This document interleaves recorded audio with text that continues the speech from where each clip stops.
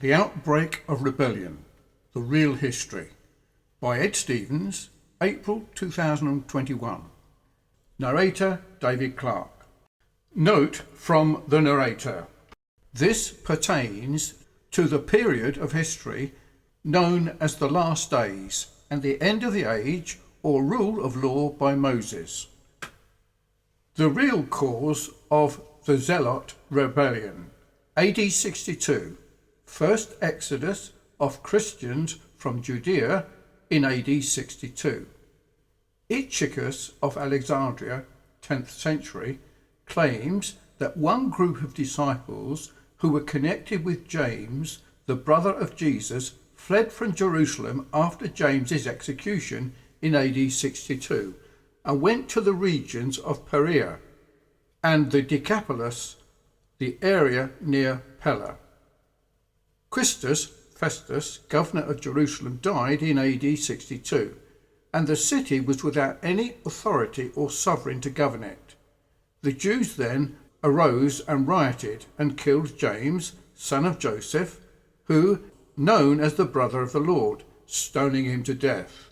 Then they harassed a group of disciples and expelled them from the city.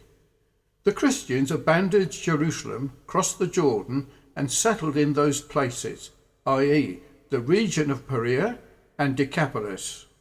Ichicus of Alexandria, 10th century, the Annals of Ichicus of Alexandria, chapter 9, section 7. We do not know from whence Ichicus received this information. It could have been from Hegesippus or Parousia, or some other early source. He indicates that those Judean saints began their exodus from Jerusalem as early as April AD 62, right after the high priest Ananias II killed their leader, James. That group had much in common with the Judaizers, who considered James their bishop. If that group was a Judaizing sect of Jewish Christians, then it would be easy to link them to the Nazareans and Ebionites. It seems Epiphanes, 4th century, makes that very connection when he claims that the Nazareans, the Ebionites question, in Pella were directly associated with the group that fled from Jerusalem. According to Epiphanes, the Nazareans, the Ebionites question, were the descendants of those Christians who were Jewish and came from Jerusalem. AD 64 to 66. Gessius Florus, a close friend of Nero, was evidently sent to Judea in the fall of 64 as an executioner to punish condemned malefactors, including Christians, question. Since he started his governorship in Judea soon after the Neronic persecution began in August 64, it seems likely that one item on his agenda was killing Christians in Judea. Another of his missions appeared to have been robbing all the gold from the temple at Jerusalem. Nero sent governors to other provinces to do the same in order to gather the gold he needed to build his golden palace in Rome. And Florus knew he would not be able to get that gold without provoking the Jews to revolt. So he allowed and encouraged the robbers, bandits, to plunder and spoil the whole Judean countryside in exchange for his share of their booty, hoping that this would stimulate an uprising which would give him an excuse to plunder the gold out of the temple, AD 64 to 66. This continued throughout his year and a half tenure as governor. As a result, the unhappy Jews, when they were not able to bear the devastations which the robbers made amongst them, were all under a necessity of leaving their own habitations and of flying away, as hoped to dwell more easily elsewhere in the world among foreigners. August 64 to May 66. The Neronic persecution, the Great Tribulation, was occurring throughout the Roman Empire. At the same time, these distresses were happening in Judea. This was before the abomination of desolation, the outbreak of the Zealots' rebellion, and the manifestation of the man of lawlessness. The Neronic persecution was cut short by the outbreak of the rebellion, May 12, 66, when both Jews and Romans had to turn their attention to fighting the war. Signs and omens appeared.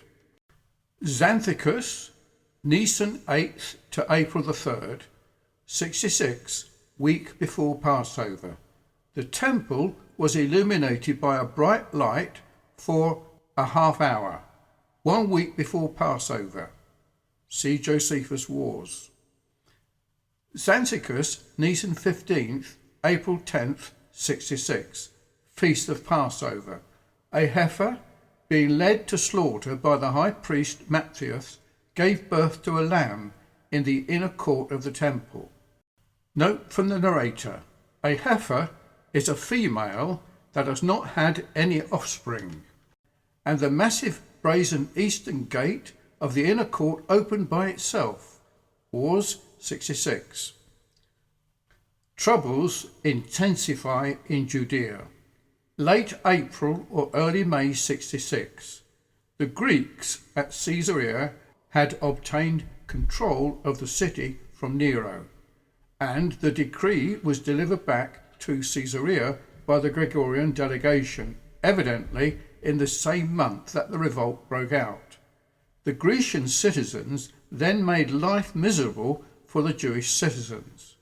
On a Sabbath day, there was a riot at the synagogue, which forced the Caesarean Jews to take their scrolls to the nearby city of Narbeta. Violence erupted in Caesarea between the Greek and Jewish residents. The Jewish citizens of Caesarea had bribed Florius with 8 talents of silver, but Florius did nothing to help them. So the conflict continued to worsen, and 5 months later, September 66, after the Zealot rebellion was already underway and strengthening, the Greco-Syrian residents rose up and killed over 20,000 Jews, thus emptying Caesarea of all its Jewish inhabitants. Abomination of desolation and the man of lawlessness. Early May 66, Florius inflamed the situation even more by demanding 17 talents of gold from the temple treasury. When representatives from Florius came to Jerusalem to collect the gold, some brash youths in Jerusalem insulted Florius by taking up a collection for poor Florius. Artemisus, Leor, 15th to May the 10th, 66. When Florius heard about it, he came hastily with soldiers from Sebast, Samaria, to bring Jerusalem into subjection and to punish those who had mocked him. Artemisus, Leor, 16th, May 11th, 66. The next day after arriving in Jerusalem, Florius sent his soldiers into the upper marketplace, where he killed 3,600 Jews. Many of them were well-born citizens and merchants of the equestrian order, along with their women and children. This greatly fanned the flames of rebellion. Artemisus, Leor, 17th, May 12th, 66. On the next day, Florus told the Jews that he was bringing 2 more cohorts of soldiers from Caesarea to join the one cohort that was already there, and that the leaders and citizens of Jerusalem must get out and meet the soldiers that were ascending from Caesarea in a very civil manner. However, Florus had already commanded the soldiers not to return the Jews' salutation, and that if the Jews made any reply to his disadvantage, the soldiers should make use of their weapons. That is exactly what they did. A great many fell down dead by the strokes of the Romans, and more by their own violence in crushing one another at the gates. Once the soldiers got inside the gates, they headed straight towards the temple to take control of it in order to seize all of the gold. However, Eleazar B. Ananias, the captain of the temple guard, was aware of their intentions and blew the ram's horn to rally the citizens, who then blocked the lanes of the city and prevented the soldiers' advance to the temple. Then the forces under Eleazar cut down the cloisters of the temple that adjoined Antonia, so that the Romans no longer had easy access to the temple. When Florus saw this, he broke off his attempt and returned to Caesarea, leaving one of the 3 cohorts behind as a garrison. The man of lawlessness revealed. Rebellion began. Artemisius, Leor 17th, May 12, 66, Hegesippus 553 says that Eleazar was the originator, instigator of the rebellion when he blew the shofar and took control of the temple from that day forward. He fits the description of the man of lawlessness, 2 Thessalonians 2, 1-12. Thus, the war began with the revolt against Florus, and this was in the 2nd year of the government of Florus and the 12th year of the reign of Nero, AD 66. So it appears that this series of events with Florus and Eleazar in mid-May 66 was a time when the abomination was set up, the rebellion began, and the man of lawlessness was revealed, and the abomination which ultimately caused the desolation of the temple must include both Florus's attempt to desecrate the temple as well as Eleazar's seizing control of the temple to unlawfully use it as his fortress and shop of tyranny.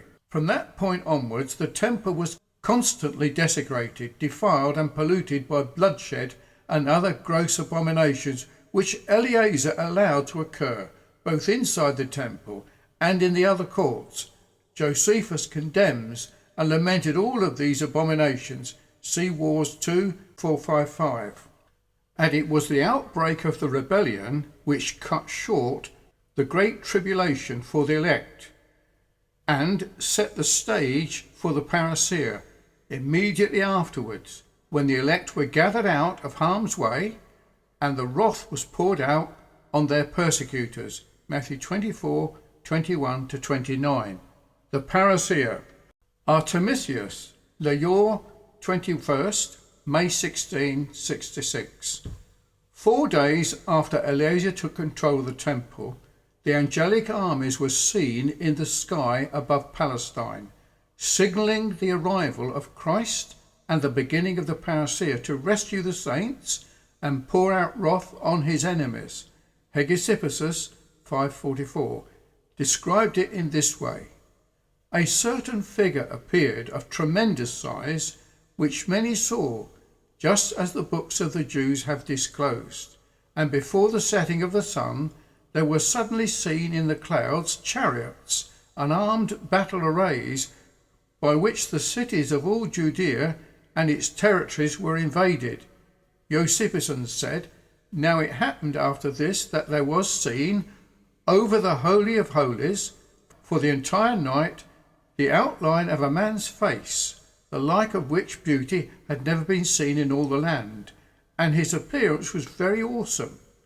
Moreover, in those days were seen chariots of fire and horsemen, a great force flying across the sky, low to the ground, coming against Jerusalem and all the land of Judea. All of them horses of fire and riders of fire. Josephus on chapter 87. Josephus recorded it as follows. A certain prodigious and incredible phenomenon appeared. I suppose the account of what seemed to be fable, were it not related by those who saw it, and were not the events that followed it of so considerable a nature as to deserve some signals. For before sunsetting, chariots and troops of soldiers in their armour were seen running around in the clouds and surrounding the cities. This occurred just before sunset on Artemisius, 21st, May 16th, in AD 66. Thus, Josephus gives us the exact date and hour when this occurred. Resurrection, change of the living, and the rapture. Deicius, Sivan VI, May 30, 66, Feast of Pentecost. 2 weeks after the angelic armies were seen in the sky on the day of Pentecost in AD 66, the priests in the temple heard a great multitude in the unseen realm, departing from one place and going to another. This was evidently the resurrection of the dead out of Hades, the bodily change of the living saints, and the rapture. Here are the historical references to this event. Moreover, at that feast, which we call Pentecost, as the priests were going by night into the inner court of the temple, as their custom was, to perform their sacred ministrations, they said that in the first place they felt a quaking and heard a great noise, and after that they heard a sound as of a great multitude, saying, "Let us remove hence." Josephus Wars 6. When the holiday of Shavuot came in those days, during the night the priests heard within the temple something like the sound of men walking, the sound of many men's marching feet walking within the temple, and a terrible and mighty voice was heard saying, "Let us go and leave this house." Josephus, chapter 87. Moreover, in the celebration itself of the Pentecost, the priests entered the interior of the temple at night time, that they might celebrate the usual sacrifices, inserted themselves at first to have felt a certain movement and a sound given forth, afterwards even to have heard shouting in a sudden voice, "We cross over from here." For all details, request PDF Let Us Go. June 66. Soon after this, King Agrippa returned from Alexandria and met with the Jewish people in Jerusalem. He gave a long speech about the horrors and futility of war, hoping to deter them from rebellion, but to no avail. After being insulted by the angry mob, Agrippa took his entourage and departed for his own territory. This ended the collection of taxes for Rome. Professor H. Graetz suggests that this occurred in Sivan the 25th, that's June 1866. Late June 66, Hegesippus stated that shortly after Agrippa departed from Jerusalem, the instigators of war, ambushes having been arranged, captured Masada, a fortress.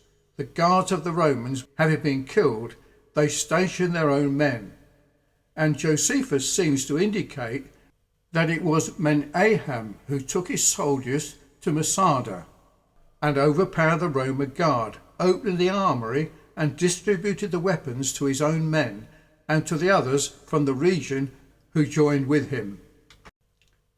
Daily sacrifices ceased. Sacrificial system invalidated. Late June 66, about that same time, soon after Agrippa left Jerusalem, Eleazar b. Ananias, the son of the foremost of the priests, a man of reckless boldness, persuaded that an offering or sacrifice of a foreigner should not be accepted, which was a trumpet call of war, rebellion against the Romans, and aroused everyone into an uproar. Eleazar was persuading those that officiated in the divine service to receive no gift or sacrifice for any foreigner. This was not only an act of rebellion against the Romans, but also a blatant violation of the law of God, which invalidated the whole sacrificial system. Josephus says this incident with Florus, along with their insults against Agrippa and the rejection of all sacrifices from foreigners, including Caesar, was the true beginning of our war with the Romans. July 66. Eleazar's father, Ananias b. Nedebeus, who was probably the most powerful high priest at that time, along with most of the other priests, leaders and citizens of Jerusalem, condemned this lawless action of Eleazar, which stopped the sacrifices of foreigners. They made a noble effort to dissuade Eleazar from this course of action, but he defiantly persisted. Since the rebellion was now growing stronger every day, the moderate leaders were becoming desperate to shut it down. They sent messages to Florus and Agrippa asking for soldiers. Then they took control of the outer city and Herod's fortress to strengthen their position against the rebels in the lower city of the temple. Because Ananias B. Nedabius was a moderate and pro-Roman loyalist, the zealot rebels wanted him eliminated. He was a restraining influence against them. So it is no surprise to see Ananias become one of the first casualties of this conflict, thus fulfilling Apostle Paul's prophecy about him 8 years earlier. Paul referred to Ananias as being a lawbreaker at that time, AD 58. So it is no surprise to see his son Eleazar become an even worse lawbreaker. Ananias was a restraining influence on Eleazar until he was killed by Menahem, August 28, 66. Luz, AV 6th, July 28, 66. Fighting then broke out between the upper and lower city for 7 days. Luz, AV 14th, August 5th, 66. On the next day was the feast of Xylophary, wood gathering for the altar. The rebel forces in the temple were reinforced by Sicarii and others, which enabled them to drive Agrippa's soldiers out of the upper city, after which they looted and burned the house of Ananias B. Nedabius, Agrippa's palace, Bernice's palace, and the archives building, where all debtors' records were stored. Thus, Eleazar's soldiers solidified their control of both the temple and the lower city. Then the moderates and loyalists, including Ananias and Agrippa's soldiers, fled to the upper palace and used it as their fortress. Luz, AV 15th, August 6th, 66. On the next day, Eleazar and his soldiers besieged Antonia for 2 days, killed the Roman soldiers and burned it. August 66. Then Eleazar and his men went to the upper palace and fought with Agrippa's soldiers continuously day and night for 18 days, according to Graet. Late August 66. Evidently, Menahem, the son of Judas the Galilean, founder of the Zealots, returned from Masada to Jerusalem about this time and entered as if he were king. He took control of the Zealot soldiers who were attacking the upper palace and then continued that siege. Man of lawlessness, restraints removed. Gorpius, Elul, 7th, August 28, 66. On the next day, the high priest, Ananias B. Nedabius, father of Eleazar, was caught hiding in an aqueduct and then slain together with his brother Hezekiah by Menahem's soldiers. This was not just a random act of violence against an insignificant citizen of Jerusalem. Ananias B. Nedabius was probably the most powerful ruler of the Jews at that time. He was a moderate and pro-Roman loyalist, and he was a restraining influence upon his son Eleazar, as well as against the whole zealot cause. So, the zealots, rebels, wanted him eliminated. Thus, Ananias was one of the first aristocratic casualties of the rebellion, which not only fulfilled Apostle Paul's prediction about Ananias in AD 58, but also his prophecy in AD 52 about the restrainer being taken out of the way, 2 Thessalonians 2, 1-12.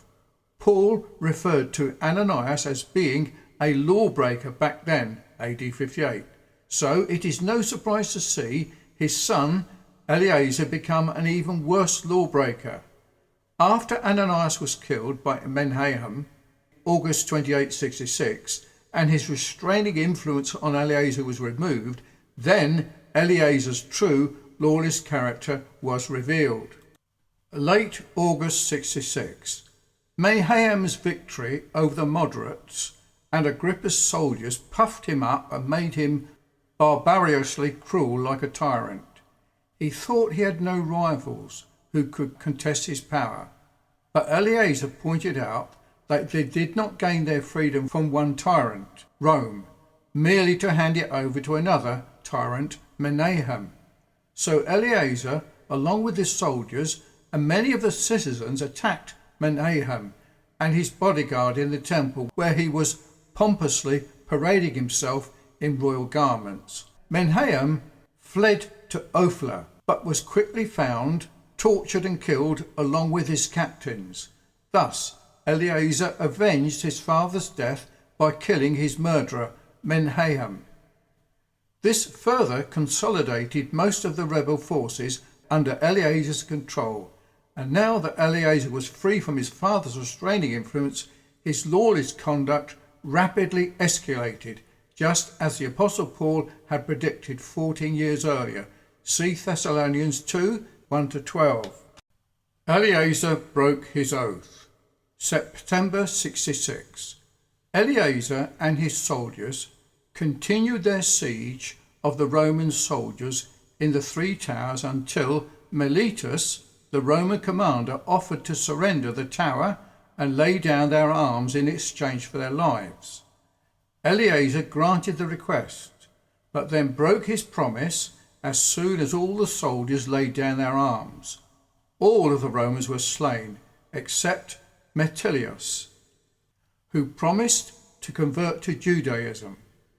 Josephus said that this breach of oath not only provoked Roman revenge, but the wrath of God.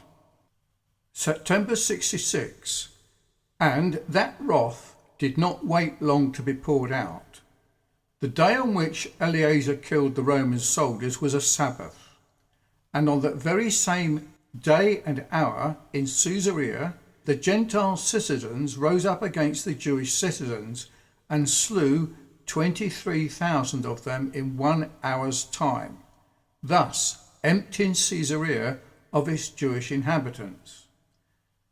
Zealot rebellion becomes the Jewish revolt. September 66. The massacre in Caesarea was a turning point. It incited the whole nation of Jews to take up arms and join the war effort.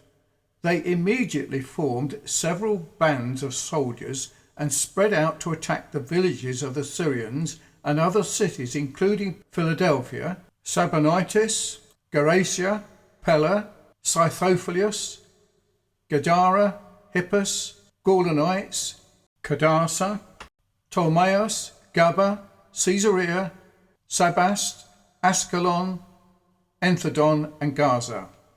September 66. And in retaliation for that attack, many of the Syrian cities rose up against their Jewish inhabitants.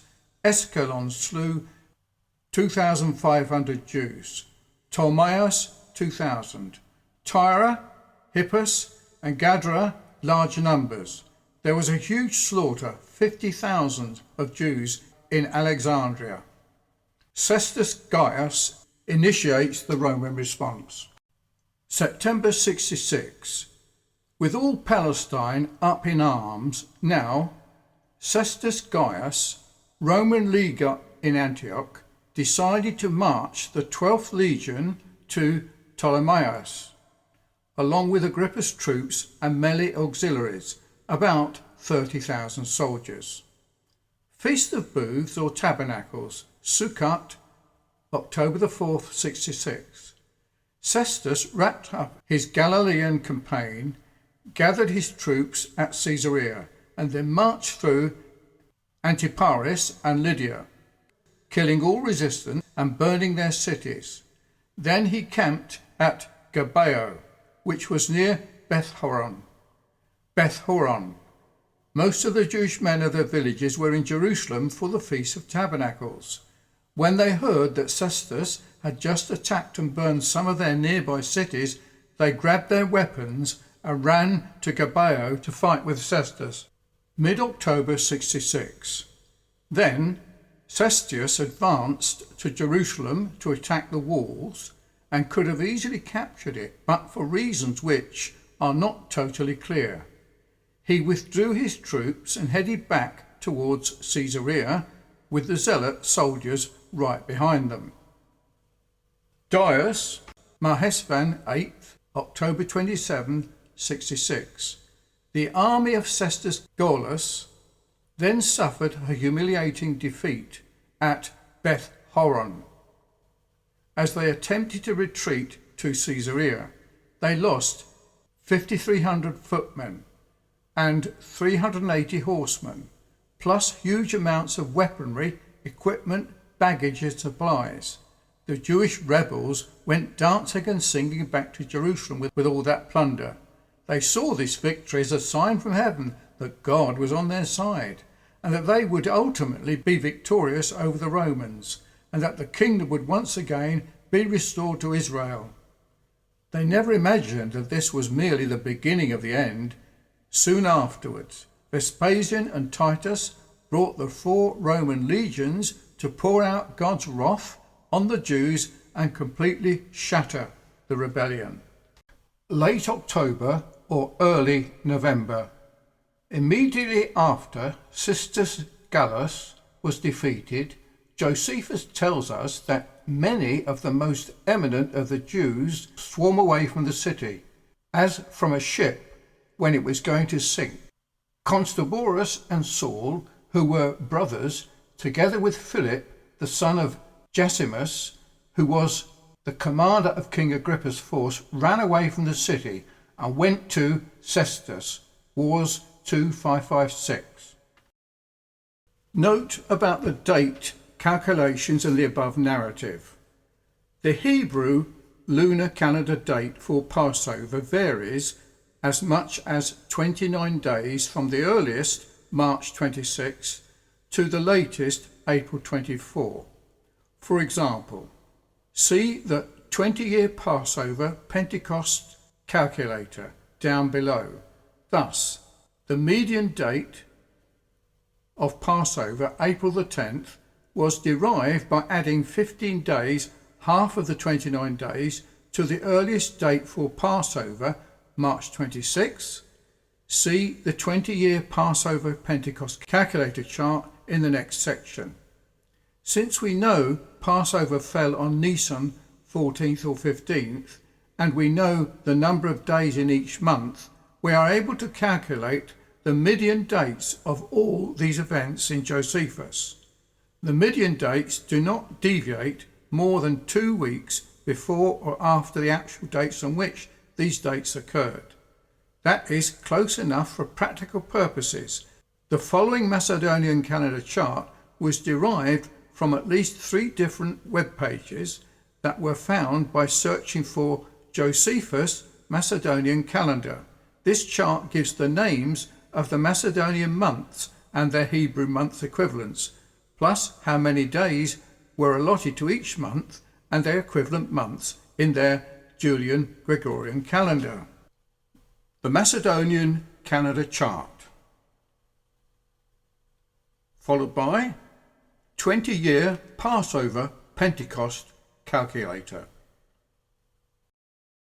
Notice the year 2013 to 5773, Passover 3/26/13, Pentecost 5/14/13, and the year 2005 to 5765, Passover 4/24/05, Pentecost 6/12/05.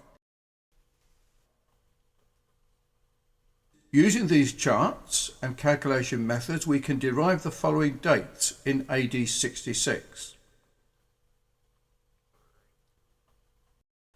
Xanthicus I, March 27, Xanthicus 15, Passover, April the 10th. Artemisius 1st, April 26th. Dionysius 6th, Pentecost, May 30th. Dionysius 1st, May 25th. Tishra 1st, Rosh Hashanah, September the 30th. Panamas 1st, June 24. Tishra 10th, Yom Kippur, September the 29th. Luz 1st, July 23rd. Tishra 16th, Sukkot, October the 4th. Gulpia Ius 1st, August the 22nd. Hyperberatius 1st, September the 20th. Dios 1st, October the 20th. Spelling of months used by Josephus. Macedonian months and the Hebrew months. Months and dates mentioned in Josephus. Josephus used Macedonian month names with Hebrew month equivalents. This is how we confirm that Josephus used the newer Macedonian calendar. Here is a list of the passages in Josephus where he mentions at least one of the Hebrew or Macedonian months.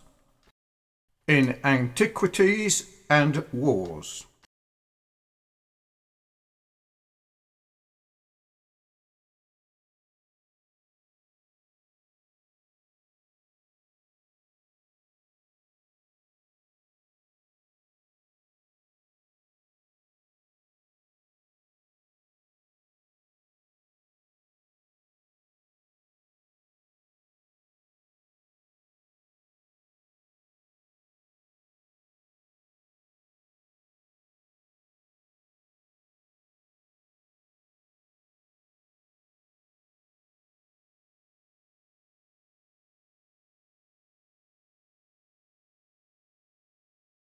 For further information, obtain your copy of The Final Decay Before the End by Ed Stevens, obtained from his website.